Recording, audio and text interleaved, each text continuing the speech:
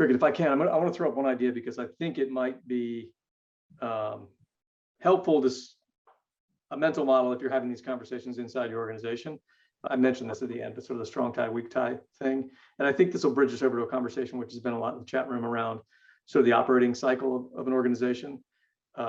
It's not a perfect solution, but thoughtfully applying what's our operating cadence going to look like, I think can help some of this stuff when it comes to real human cultural building and interaction. When I say strong ties, weak ties, it's pretty simple, right?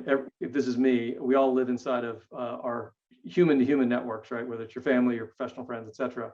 And we all have strong ties, which is like inside McChrystal Group. This is me, and this is Cricket as the chief of staff to the group, right? So we've been working together for a decade. There's a very strong tie there, right? A network theorist, which I'm not, would tell you through your strong ties, you get access to that person's strong ties, and that can often become a weak tie. So this is Cricket to some, young analyst that we just hired, perhaps, that she is mentoring. So like the analyst pool sits out here.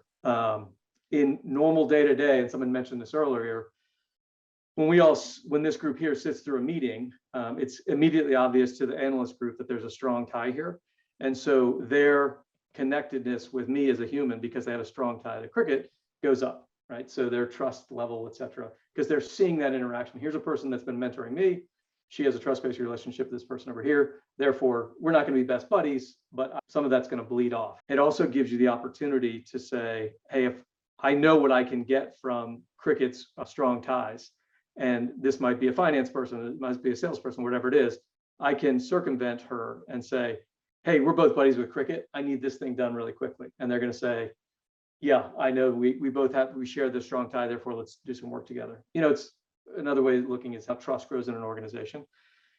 When you lose the hallway, when you lose the meeting after the meeting, all those other things, what most organizations, and this is very measurable and like network analysis work, we tend to double down on our strong ties. So these have gotten bigger for most people.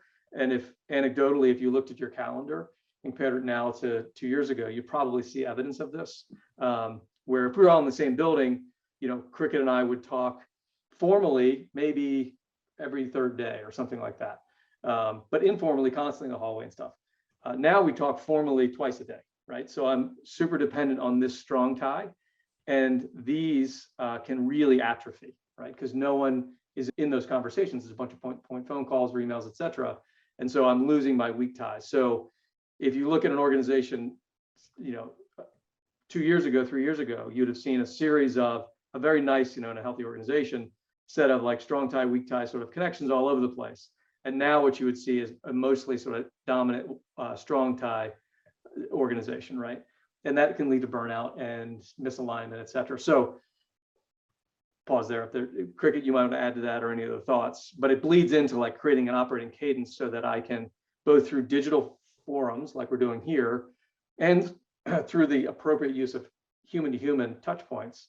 Are we all going to the office on Fridays? Are we getting together every quarter for some sort of corporate offsite? Whatever it is, I can seek specific opportunities to make sure my weak ties are also being leveraged.